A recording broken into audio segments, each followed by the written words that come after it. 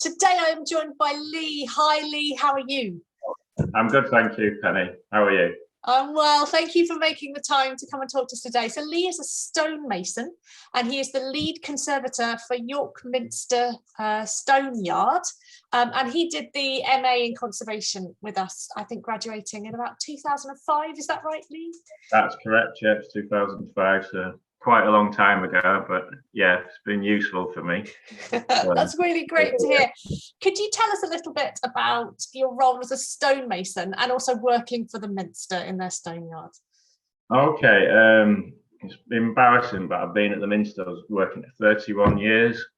So, well, originally I started as a stone carver. So I did an apprenticeship of 4 years. So I spent 9 months doing masonry and then the rest of the time was as a carver. And then within that time, there was a great west doorway on the Minster was replaced basically, and this is how I got into conservation. At the time, it was like a 13th century doorway, and we replaced all of it. And it was something that at the time it didn't feel right to me, and it wasn't what I came into masonry to do. And that always, part of the thing when you're at the yard, you're working with lots of people with lots of knowledge. And Jeff, who was the head carver at the time, was just like, this is wrong. We shouldn't be replacing all of that. We should just be adding another layer and then trying to keep the original work. Then there's various restorations. But I ended up working on the doorway. And then the other thing at the time was it also got repaired by someone called Rory Young. And he, instead of copying the original medieval carving, we replaced it with a modern dynamic design. And that was the other thing that I was like, to me, we should have been copying the original. So after that, but then Rory Young, the sculptor, he also introduced me to the line method.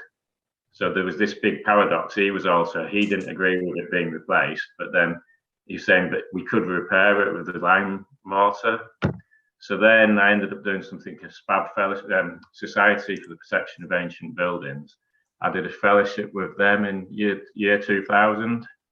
So obviously then I went around the country and learned about their philosophy of repair.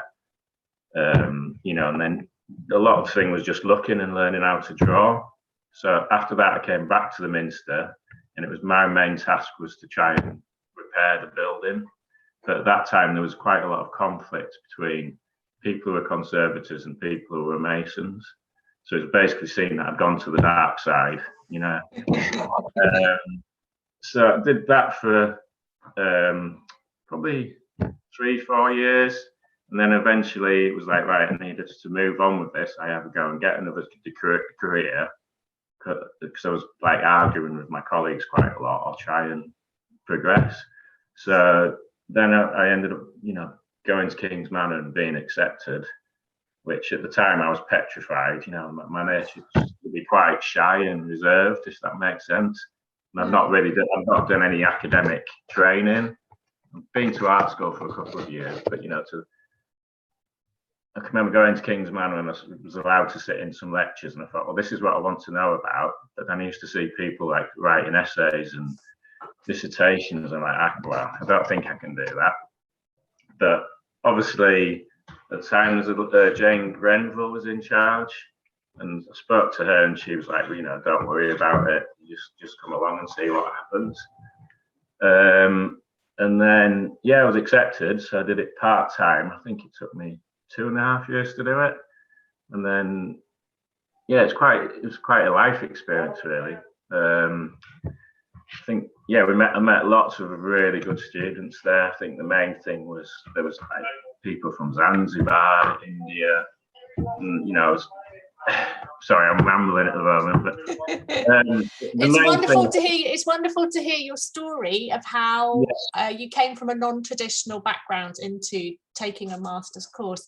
What was it like studying then alongside, you said there were people from Zanzibar and India? Tell us a little bit about your time studying your master's. It was fantastic because I'd done the SPAB Fellowship, I was versed in all of their repair philosophy, and obviously because it's in Britain, a lot of it seemed to be geared towards an understanding, how we repair things. But then also I was being introduced to the Burra Charter it was like intangible heritage was talked about, and I'm like, what on earth? I didn't even understand what the word meant. So you know, they could then talk to me like Issa, especially in Africa. To me, it was like it'd be like landscape, and you know, certain trees he'd said are valuable and mean something in my culture. And then so it, you know, it opened my eyes, and I think I started looking, instead of just looking at that thing where everyone traditionally thinks archaeology is digging a hole in the ground and finding a ruin. Then to me, it was actually standing buildings. That was my view of what archaeology was. It was this thing of the whole landscape and how it affects, you know, the meaning of the place. And it's even something at the Minster that's, you know, in my time, I've seen a massive change at the Stone Yard. Traditionally, it was like 16-year-old boys came straight from school, got an apprenticeship for 4 years, and just produced stonework. Whereas now we get people coming in their 30s that have done amazing things before, you know, people with anthropology MAs and, you know, even like doctors coming into it. And with that, but where am I going? It was just, yeah, it just helps me look at the world differently, I think. And, you know, especially the Burra Charter, that thing of, it was like, for my dissertation, I ended up writing it about the east window at York Minster, and there's St. Peter at the top, and then there's a set sequence of voussoir carvings, and we didn't know who they were or what they were. But then there was that whole thing, you know, like the Burra Charter. If I'd used the Venice Charter, for example, it wouldn't have got me anywhere. We would have just repaired them, maybe stuck some lime in, and probably a lot more of them would get replaced. But then, you know, I started looking into, there was another student there, Alex Holton.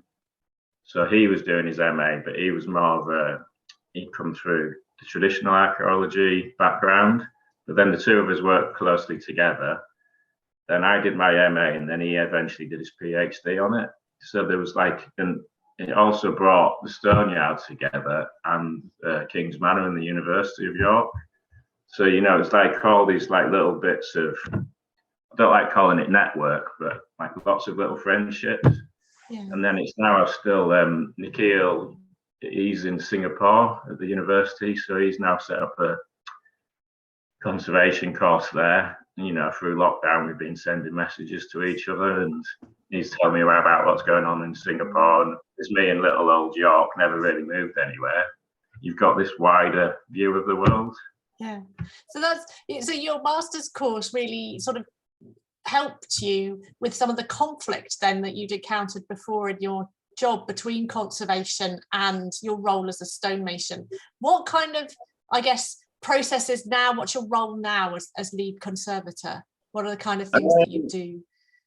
Now it's, I think it's more guiding other people. So, you know, like I see a lot of craftspeople coming through. So from my experience, I think I can help them.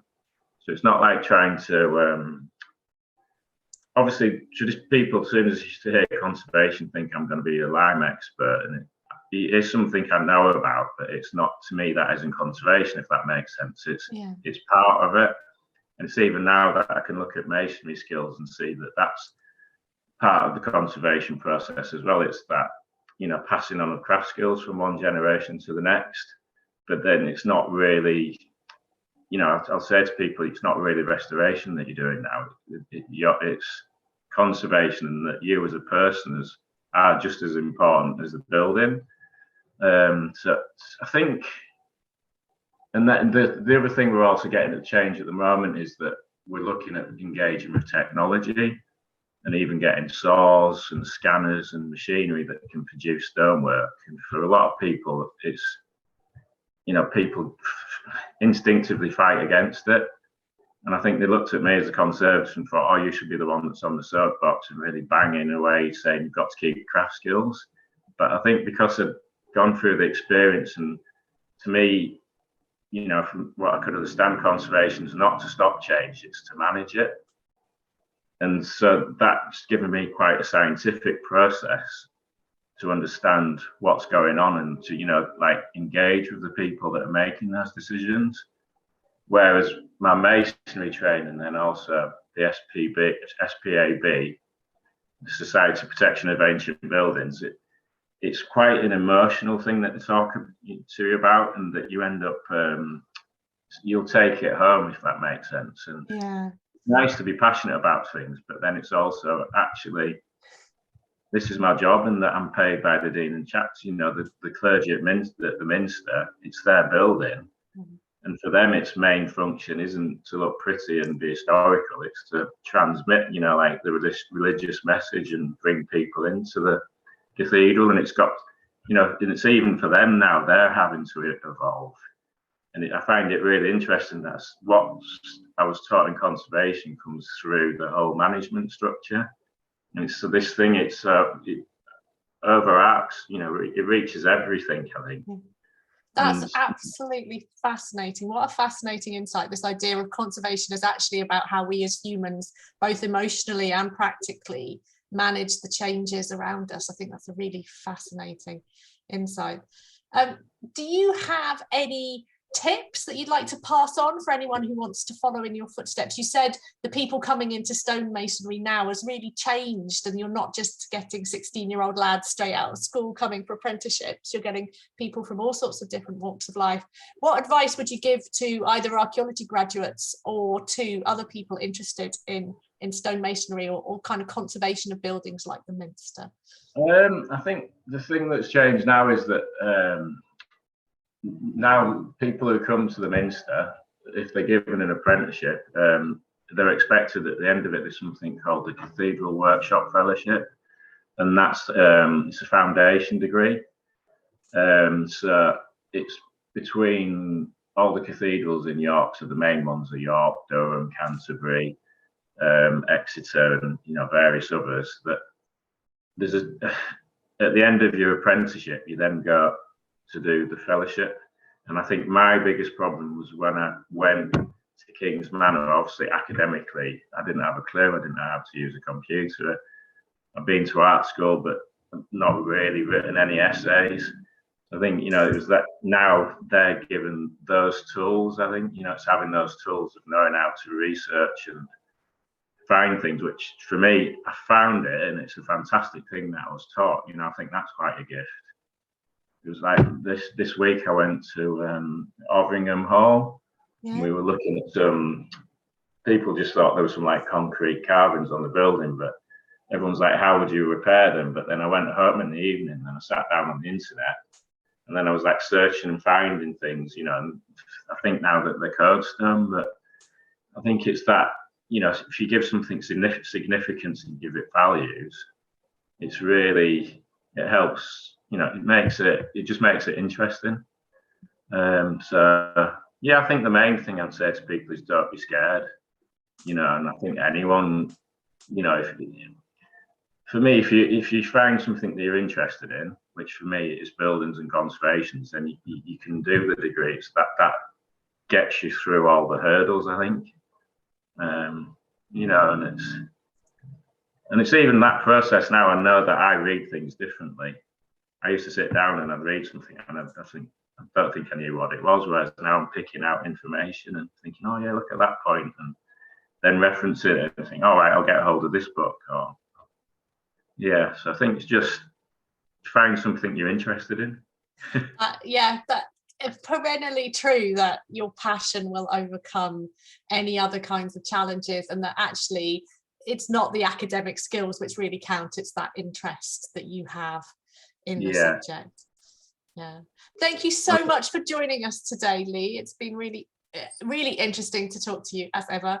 Thank you very much to everyone for watching.